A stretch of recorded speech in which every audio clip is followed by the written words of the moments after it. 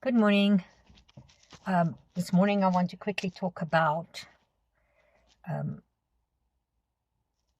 castor oil. Oh, it's going to be mirror image. Okay, castor oil. I'm going to flip the video. We'll edit it and flip the video. And DMSO, 90%. that we use on the horses if they have tendon or bone bruises, tendon issues or bone bruises, swelling. And then also I used it for African horse sickness. But what I want to talk about at one of my other videos, the start, is I was using it on, oh, there's light now, there's a reflection, on the blue here, and the blue here. And then also I said I was going to do it on this crease to see if it would reduce, and this crease if it would reduce. And these lines here, this little bit of pudge, and a little bit of pudge here, and a bit of pudge here. And I discovered also it's a bit pudgy here and pudgy. They're different. My features are, anyway. And it was my intention to use the DMSO on there. Now, the DMSO that we use, I think you can get medical grade, but forgive me for not going that route. I'm just using this DMSO, which is a 90% product. I'm just using that because I happen to have it, and I was using it on my knee because that's what set me off on the DMSO journey. Is I was using it with the horses, and the swelling from the African horse sickness went down dramatically on using it. And then my knee was injured 14 years ago, and about a year and a half ago I overused it, and it went really bad. I was having to walk with a crutch. So I started with the DMSO. I started even from the carnivore diet. It was even before I started the carnivore diet. Anyway, that I re-injured it. So I started the carnivore diet. It definitely eased the pain, but it did not fix the knee. Focus. The ADHD is like taking me places. At a tangent, let's not tangential, let's talk about DMSO and castor oil. So since I was using the DMSO, it burns, it stings when you put it on. So the recommendation is you dilute the DMSO with distilled water. But I didn't like it because it made it too thin and runny. It made it too liquid. And I was like, I don't like it. And then I was, someone shared with me, put castor oil on for muscular issues. And it's really super good, castor oil, for muscular issues and pain. I don't know so much for pain. Okay, let me not get off point. I'll have to Google that again to get the correct information. However, I then found out you could dilute the DMSO with the castor oil, because you want the castor oil to go into the body. You put castor oil for stomach ache, for bladder infections, and you put it on, you put it on a flannel, and you put it on and you bandage it on, you leave it on for a number of hours. So, but the DMSO, they don't recommend you bandage it. And I noticed, some horses didn't like the sting because it tingles. Some horses, I think it tingles because it tingles on when I've got a cyst on my wrist. I put it on the cyst, it doesn't tingle. Tingles, sorry. But if I put it on my face, it tingles first, and then it stings. It doesn't burn. That's the wrong term. Oral, it's kind of a horrible taste, but not that horrible. But it doesn't burn. It just gets very hot, and then it dissipates.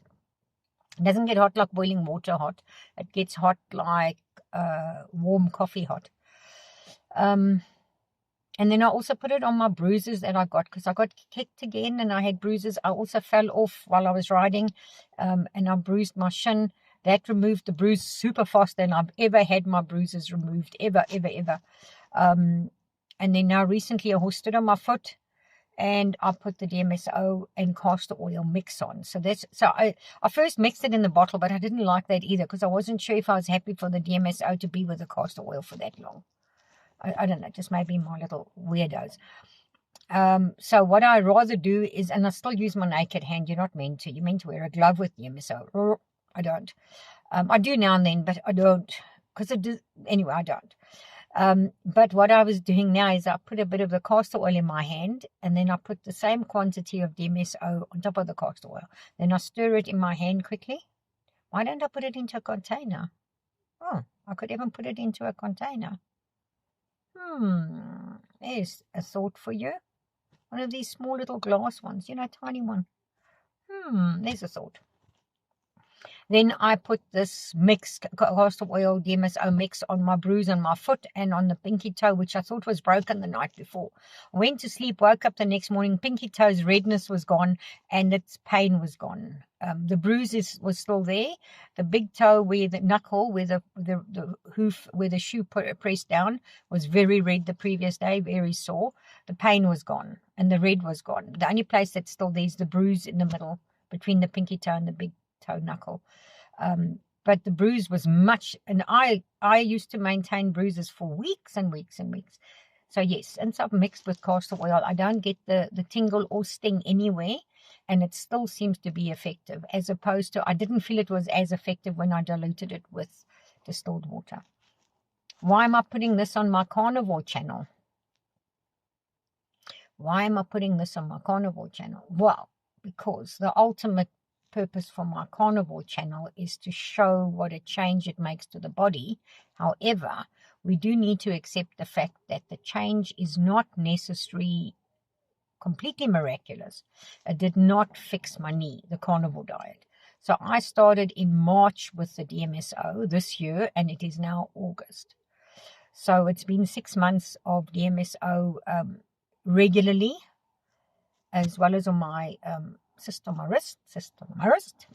6 months of irregular the first couple of months, and then irregular, and more regular now, because I just sort of like, I don't feel like a sting this morning. But I'm putting this on the Carnivore channel mostly because I thought the Carnivore diet, with making my body as healthy as it was, it would take care of this stain, but it wasn't. And I think the DMSO will. But I haven't put it on. I've been putting on maybe once a week, even less, once every second week. So I was like, when do you got to start up again? So I have started up again. I've done it about 3 times with the castor oil. And but I'm pretty certain if I go back and have a look at that other video when I first started it, it is lighter. And these are less. These are definitely less. The video I first did was probably a month or 2 months ago. Yeah, so I'm trying to keep my videos under 10 minutes, which this one is almost under 10 minutes.